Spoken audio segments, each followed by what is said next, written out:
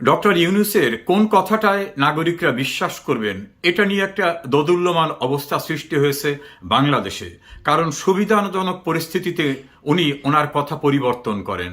আমেরিকার ক্লিন্টন ফাউন্ডেশনে গিয়ে তিনি শেখ হাসিনা সরকারের পতনের কাহিনী উচ্ছ্বসিতভাবে সবার সামনে তুলে ধরেন।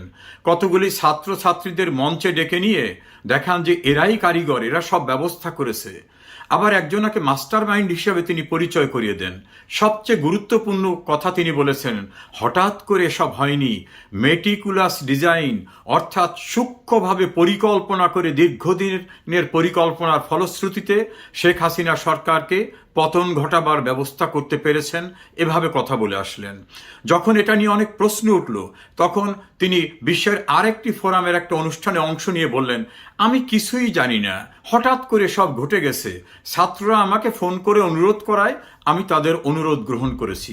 এখন প্রশ্ন উঠেছে, ক্লিন্টন ফাউন্ডেশনে উনি বলেছেন মেটিকুলাস প্ল্যানের মধ্য দিয়ে শেখ হাসিনার পতন ঘটিয়েছেন। আবার অন্য ফোরামে বলছেন যে উনি কিছুই জানতেন না, কোনো কিছু না। মানুষ কোনটা বিশ্বাস করবে? দ্বিতীয় দফা উনি বাংলাদেশে করিডোর দেওয়ার ব্যাপারে বললেন জাতিসংঘের অনুরোধ, সে কারণেই বোধহয় ওনাকে দিতে হবে, কারণ জাতিসংঘ কারা পরিচালনা করে এটা সবাই জানে। উনি তো তাদেরই প্রতিনিধি হয়ে ক্ষমতা দখল করেছেন, এমন অভিযোগও রয়েছে। হঠাৎ করে বাংলাদেশের জাতিসংঘের আবাসিক প্রতিনিধি তিনি পরিষ্কার করে দিয়ে বললেন, এটা দু দেশের ভিতরে কই হবে না হবে এটা তাদের ব্যাপারে, আমাদের এখানে কোনো ভূমিকা নাই। তাহলে ডক্টর ইউনূস, তার প্রতিনিধি প্রেস সেক্রেটারি, তার উপদেষ্টারা যে কথাগুলি বললেন, এটার কোনটাকে আমরা সত্যি ধরে নেব? আবার ডক্টর ইউনূস একসময় বললেন যে ঈদের সময়ে রোহিঙ্গারা তাদের দেশে গিয়ে ঈদ করবে, বিপুল সংখ্যক রোহিঙ্গারা চলে যাবে। বাস্তবতা হচ্ছে চলে তো একজনও যায়নি, আবার প্রায় 1.5 লক্ষ রোহিঙ্গা বাংলাদেশে অনুপ্রবেশ করেছে। তাহলে তার কথা এবং কাজের মিল থাকলো কিনা প্রশ্ন উঠেছে।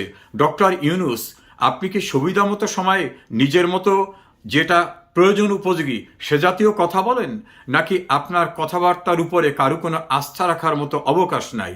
প্রশ্ন উঠেছে, তাহলে শেখ হাসিনা যে কথাটা বলেছিল যে ষড়যন্ত্র করে বাংলাদেশের ভিতর থেকে বাইরের দেশের বেস করে দেওয়া সহ অন্য অন্য উপায়ে তার সরকারকে উৎখাত করতে চাচ্ছে একটি দেশ এবং তাদের প্রতিনিধি ডক্টর ইউনূস, এখন তো দৃশ্যমান অবস্থাটা সেরকম হয়ে দাঁড়ালো। ডক্টর ইউনূস, শেখ হাসিনার কথাই তো যথার্থ ছিল। মানুষ তো এখন বলে দলমত নির্বিশেষে শেখ হাসিনাই সঠিক ছিলেন।